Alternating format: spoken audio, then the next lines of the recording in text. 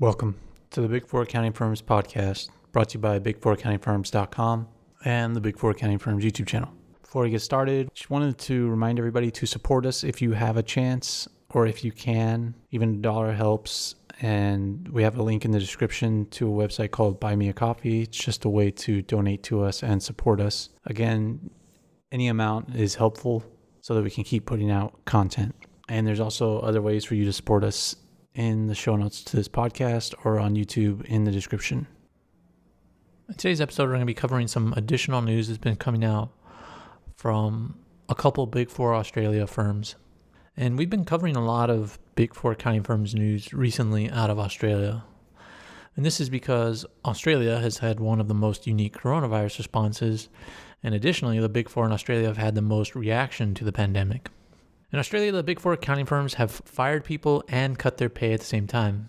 And this has left many employees, the Big Four, wondering why both measures were deployed. Because if you cut pay, the Big Four were saying that they were doing that so they wouldn't have to lay people off.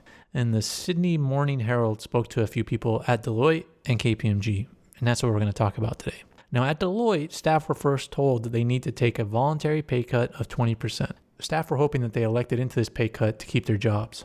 However, that did not happen. Deloitte later laid off 700 employees in Australia. Staff also had their life insurance payouts reduced by 20% without their knowledge. And the life insurance thing is pretty shady to me. This is obviously to increase their partner profit. The reason you would reduce life insurance payouts would be to reduce the insurance premium that the firm pays on those life insurance policies.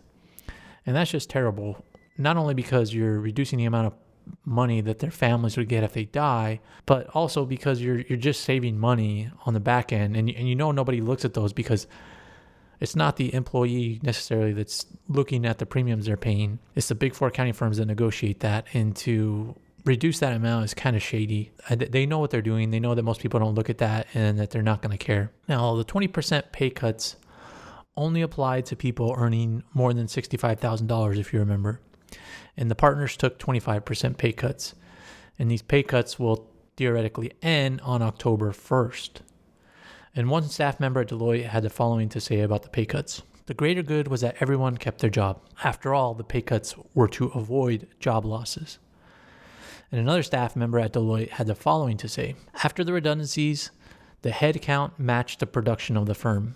And therefore, everyone is busy with work. No reason, therefore, to continue pay cuts. The only reason to continue pay cuts is to protect partner profit. This has hit employees hard. The integrity of the firm is gone, end quote. And this quote is one person's opinion. How would a staff member know whether or not the firm's headcount matches production? Even some of the highest partners wouldn't know that. They have to rely on other partners to know that. But it's obviously a good quote because it makes it seem like Deloitte is this huge evil overlord that is only cutting people to enrich the partners, and you imagine the partners making a lot of money and just laughing while they're taking advantage of employees. The overall take by the employee is correct though. Deloitte implemented the pay cuts to preserve jobs. This is why I was telling you guys not to agree to the pay cuts when they first started. I knew the Big Four would do this. They always do this. They always implement cuts during downturns and never change back to the good times. They did it in 2009 with the financial crisis. They cut expense allowances, they cut salaries, and they never really went back to the old way. They also cut the bonus structure as well. If you are a partner at Deloitte and you see that you don't have to pay people the same as what you used to pay them, then why would you go back to the old method? Alternatively, if you can get away with firing a lot of people, then why not do it? They realize that most people are just grateful to have a job. And I'll speak a little bit more about this later. Now let's talk about KPMG in Australia. KPMG let go of 200 of their employees amid a pay cut as well. Employees were given little notice when they were laid off, similar to Deloitte. The article goes on to cite KPMG's good growth numbers, which we saw in their revenue release when I discussed it on the podcast. KPMG had 7% growth, if you remember. I question that growth number because it is so high. And that's why I think KPMG still used pay cuts and layoffs. I'm not sure that growth number is a good number, especially after we saw the global growth number on PwC. I'm not sure that the 7% growth number adds up. And the article goes on to cite contracts that KPMG won with the Australian government related to COVID-19. And I'm not sure that's a reason for KPMG to keep employees at the firm. Yes, they won some contracts, but I'm sure they've also lost a lot of business and lost a lot of contracts. So what are the key takeaways from the story in the Sydney Morning Herald and the stories out of Big Four Australia? The main takeaway is don't take a voluntary pay cut. And this is what I told people on this podcast if you listened back in April and May. Think of the people that took the voluntary pay cut and still got fired. They probably regret taking that pay cut. The people that did take the pay cut are out there questioning the integrity of the firm. I can tell the person they interviewed was a staff person because the Big Four never had integrity to begin with, or the amount of integrity they did have is very limited. The Big Four are just like any other corporation. They only support the executives at the top unless there are activist investors. And since the Big Four are run by their investors, they only support the partners. There's no really shareholders other than the executives/partners. If you think the Big Four care about employees because of press releases they put out, then let me remove those rose-colored goggles for you right now. The Big Four's number one priority is not their employees, it's the partners. Because it's run by the partners. Are the Big Four more evil than other corporations? No. This doesn't mean that you should blindly follow what they tell you to do or sit there and cry about it. Just understand what you're getting into and move forward.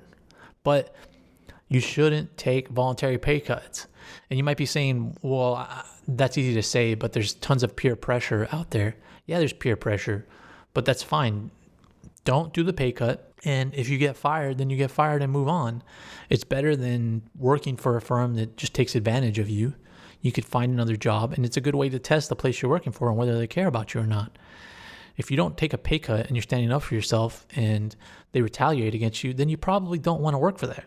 You know why? Because they're going to cut your pay again, or they're going to lay you off further down the line. So don't give in to these pay cuts. You're going to sit there and be like, the Big Four have no integrity. Well, they didn't have any integrity to begin with. They care about themselves just like most people in life. You have to realize that. You have to stand up for yourself. If you're not going to stand up for yourself now, then when are you ever going to stand up for yourself? You have to begin standing up for yourself from the beginning. And in here, it's not even from the beginning. It's not even the lowest staff members that are getting even taken advantage of. It's the staff members that are a couple years in, a few years in. They should be confident enough to stand up for themselves, and they should talk to their friends, and their friends should do the same. And if your friends are cowards and don't stand up for themselves, that doesn't mean anything. You should still stand up for yourself no matter what, but you should also try and lift other people up when you're doing that. So the moral of the story is don't take pay cuts, and then if you do take a pay cut, don't seem surprised and cry about it afterwards. We knew this was coming. I warned people, and the same thing is going to continue in the future. You need to look out for yourself. And this won't be the last time there's a pay cut. This might be the last time for a few years, maybe a number of years. It was 10 years since the last financial crisis and when the Big Four reduced pay. It might be 10 years again. It might be 5 years. Who knows? But the next time it comes, don't take the pay cut. You might lose your job, but then that's fine. Go find another job or figure something else out.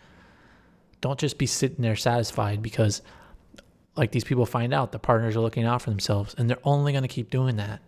And the more the employees don't give in, the more the partners know they can take advantage. We know that they cut pay. We know they lay people off. We know they cut your retirement now. And now they're cutting your life insurance. They're cutting every single benefit to their employees. So people need to start standing up to them and demand more of them. That's the update for today's podcast. Make sure to subscribe to this podcast and subscribe to our YouTube channel and support us through the Buy Me a Coffee link in the show notes to this podcast. And if you can't do that, make sure to subscribe, like, and comment on our YouTube channel. Thanks for listening.